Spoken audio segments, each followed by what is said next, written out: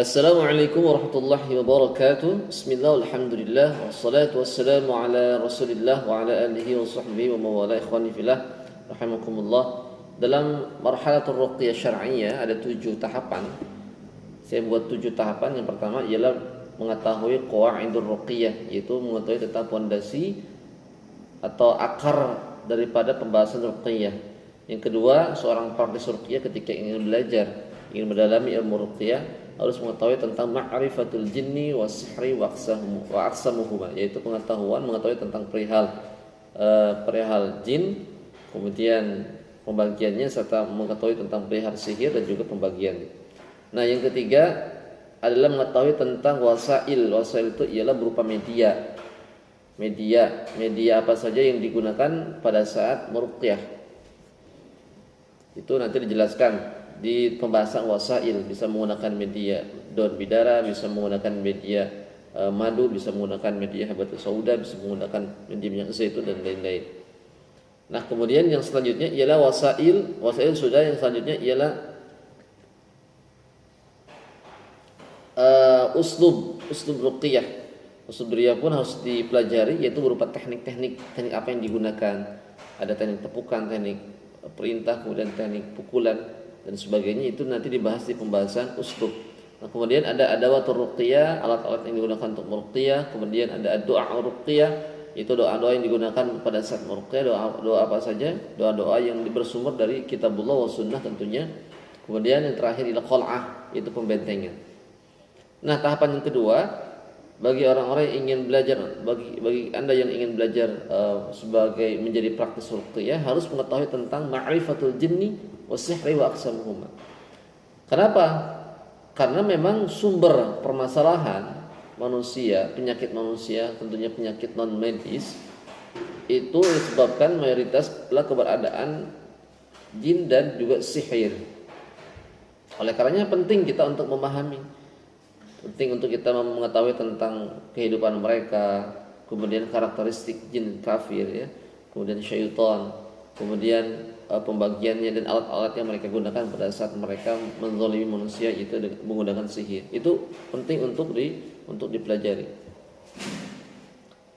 Nah, pembagian jin,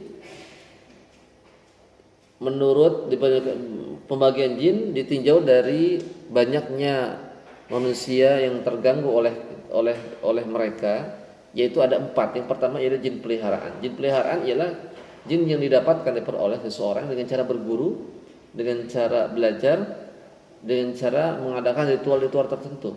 Ritualnya bisa mereka menggunakan sesajen, kemudian mereka puasa, tidak makan, dan tidak mencontoh daripada Rasulullah SAW. Misalkan puasanya sampai 40 hari, 60 hari.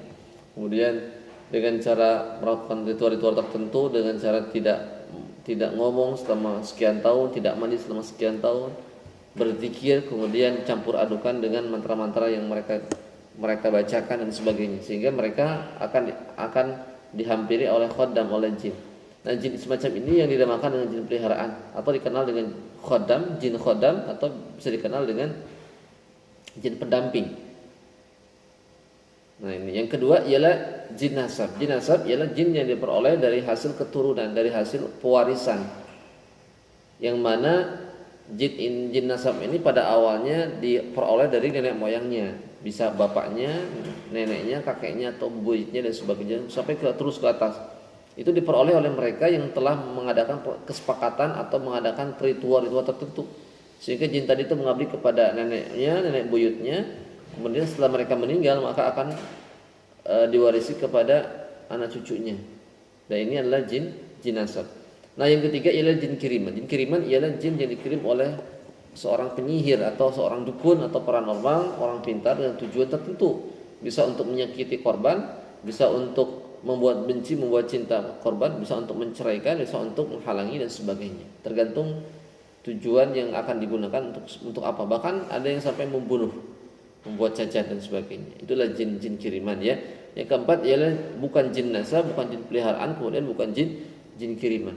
Jin apa? Jin yang lain, yang mereka itu adalah jin yang terzalimi oleh manusia.